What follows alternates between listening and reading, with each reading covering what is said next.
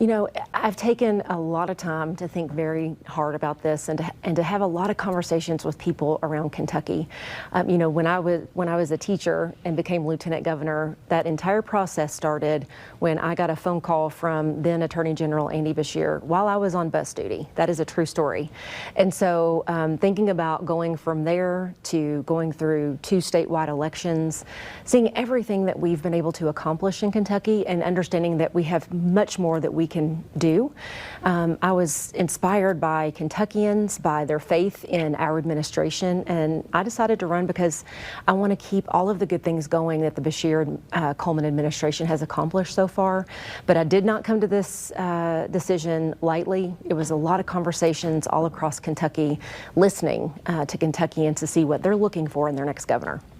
When you say that you've gone all across Kentucky, what have you heard from constituents, if you were able to kind of put a name to 3 specific issues that you would want to tackle in your administration? What would those be? Well, I think first of all, Kentuckians want to know that you're going to show up. Right? So whether it was the ribbon cuttings and the groundbreakings, they want you to be in their community with them. And Governor Beshear and I believe, have done a great job of that. They want you to show up. They want you to listen. Folks don't want decisions that are already made thrown at them. They want to be part of the solution. And so really listening to Kentuckians and bringing those people to the table to help make some of the toughest decisions that we have to make is imperative. But then you have to deliver results. And I think that our administration has done a great job of all 3 of those things, but it's something that people want more of. I think maybe after our 8 years, it's going to be something that they expect, but I also think it's something they deserve. Now, Kentucky is certainly a complex political state. How can a Democrat win in the Commonwealth? What's your roadmap for that? Well, a Democrat can win the exact same way that Andy and I won in 19 and were reelected in 23.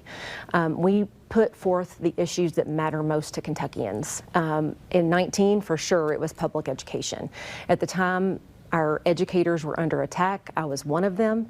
In the classroom at the time, our pensions were at risk, and I was one of the organizers of the day that 12,000 teachers showed up in red t-shirts at the Kentucky State Capitol to fight for the benefits that we had already earned.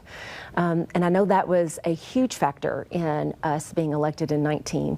We promised to reorganize the State Board of Education, and that was the very first act that we took after we were sworn in at midnight. Governor Beshear signed the executive order of the State Board of Education that he allowed me to move forward with, selecting those new members to truly represent public education, whereas before they were more representative of the private sector and the whole voucher charter movement. And so we brought the State Board of Education back to public schools. And for the first time ever now, we have an active teacher and a current student who sit on the Board of Education as ex officio members so that, again, we can bring those voices to the table and help people be heard and to help solve those problems. We promised when we ran that we would deliver medical marijuana, and we did. We promised that we would deliver sports betting in Kentucky, and we did. And so those results are exactly why I believe we were reelected in 23, and I think it's why Kentuckians want to continue these wins on into 27, and it's why I think I can win then.